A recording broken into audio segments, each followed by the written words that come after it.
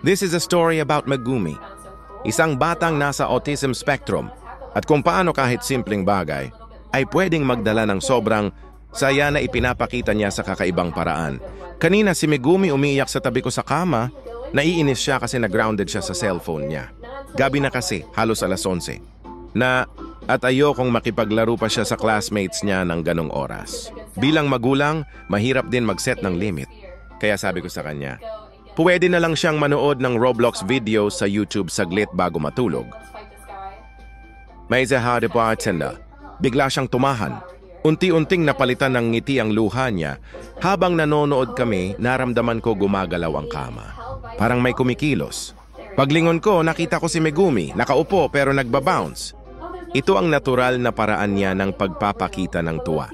Para kay Megumi, lalo na bilang isang batang may autism, minsan hindi sa salita lumalabas ang emosyon kundi sa kilos.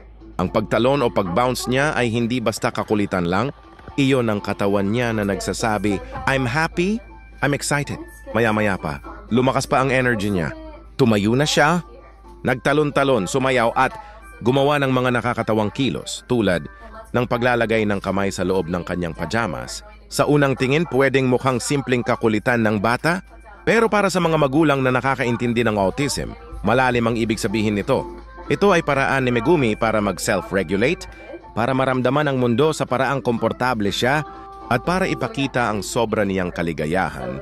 Ang mga ganitong sandali ang nagpapaalala sa akin na bawat tawa, bawat talon, bawat kakaibang kilos, lahat may kwento.